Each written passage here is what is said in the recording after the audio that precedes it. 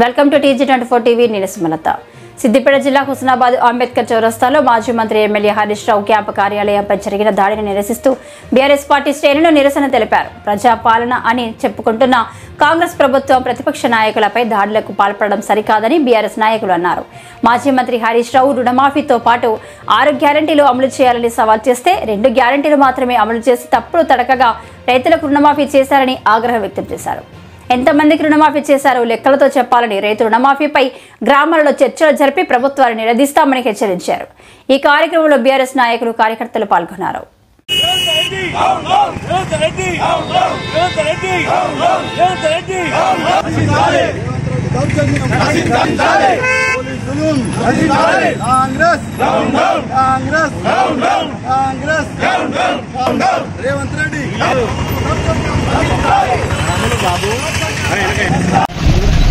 BRS party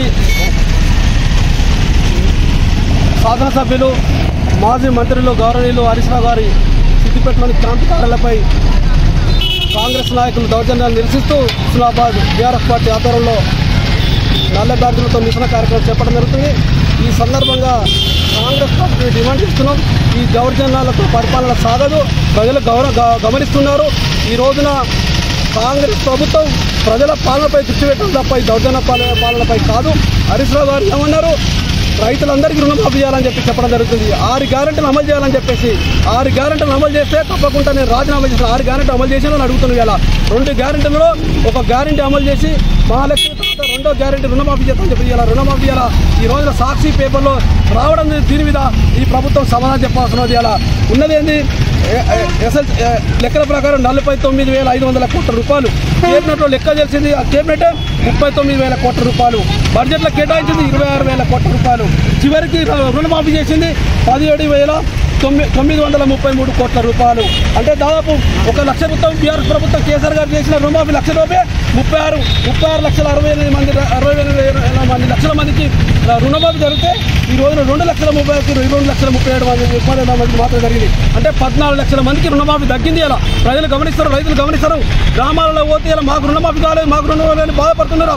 ప్రభుత్వం చేతనైతే తప్పకుండా చర్చ రావాలి. సవాలు విడిచిన ప్రజల పక్షాన కొట్లాడినందుకు మా ఎమ్మెల్యేపై దౌర్జన్యం చేయడం కాదు, ప్రజల పక్షాన్ని నిలబడి న్యాయంగా పరిపాలన చేయాలని కోరడం ఇలా దౌర్జన్య అధికారం శాతంగా చెప్పేసి ఈ ప్రభుత్వాన్ని హెచ్చరిస్తున్నారు. పార్టీ కార్యాలయాన్ని మీరు ధ్వంసం చేసినట్టే మరి మీరు రామరాజ్యం ఎంత చేస్తారో మీరు గుర్తుంచుకోవాలి.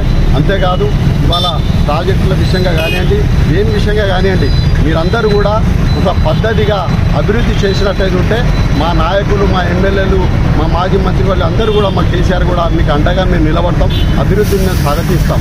అంతేగాని మీరు ఏదో పాపం కట్టుకోవడానికి అనవసరమైన మాటలు మాట్లాడి అనవసరంగా ప్రజలను రెచ్చగొడితే మాత్రం ప్రజలు రెచ్చిపోవడానికి లేరు.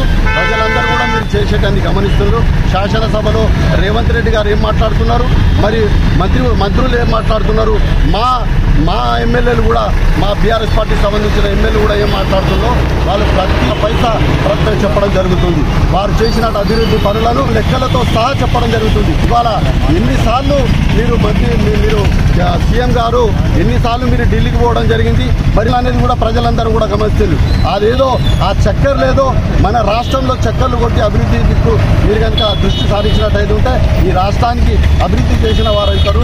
అప్పటికైనా కూడా దౌర్జన్యాలు మానుకొని మరి ఇదే విధంగా కొనసాగినట్టయితే ఉంటే మాత్రం please subscribe the TG24 TV.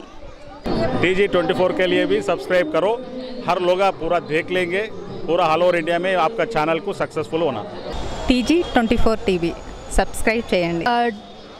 Subscribe the TG24 channel and give a support to this TV channel.